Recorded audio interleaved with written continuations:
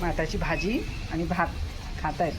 इतर खाऊन बघितलंस कसं झालंय? मस्त झाले एकदम. एकदम गावची गरम चव. गरम माठाची भाजी आणि भात. व्हिडिओ आवडला तर नक्की लाईक करा. आलाय कावळा खायला, त्याला ठेवले ते घे बाबा खाऊन.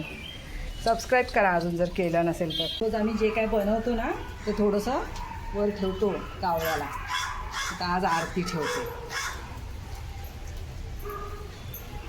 मस्त हिरवळ तयार झाली पावसामुळे.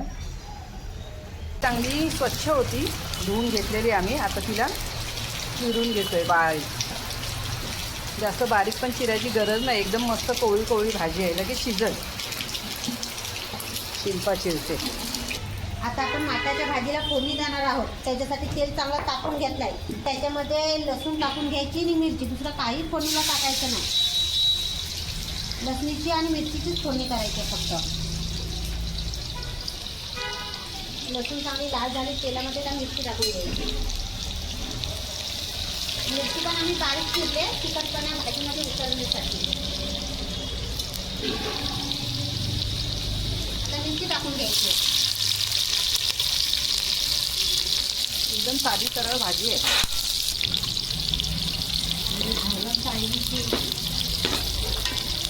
हे टाकून भाजी मस्त लसूण झाले चांगली लाल आणि मिरचीचा पण कलर बदलला आहे. त्याच्यामध्ये भाजी टाकून घ्यायची.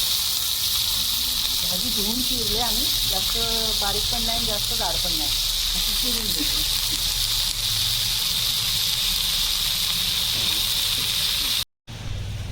आता काय टाकणार शिल्पा याच्यामध्ये? मीठ थोडंसं.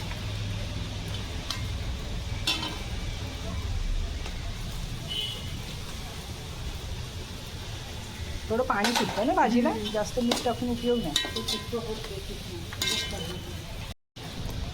थोडीशी हळद टाकायची.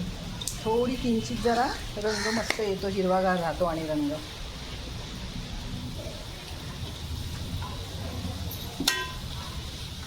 कमी तेलात होते भाजी, पण एकदम पौष्टिक आहे आणि पोट एकदम साफ होतं खाल्ल्यानंतर. आणि बाधत पण नाही. जशी मेथीची भाजी खाल्ल्यावर काही लोकांना पित्ताचा वगैरे त्रास होतो, तसं हे नाही. ही एकदम पौष्टिक भाजी, पचायला एकदम हलकी.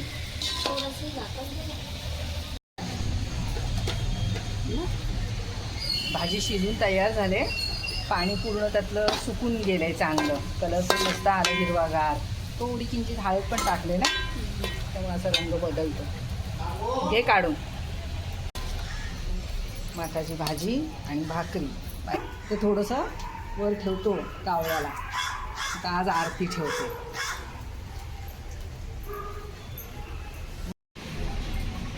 माठाची भाजी आणि भात खात आहेत. इतर खाऊन बघितलंस कसं झालंय? मस्त झाले एकदम. एकदम गावची गरम चव. गरम माठाची भाजी आणि भात. व्हिडिओ आवडला तर नक्की लाईक करा. आलाय कावळा खायला, त्याला ठेवले ते घे बाबा खाऊन. सबस्क्राईब करा अजून जर केलं नसेल तर.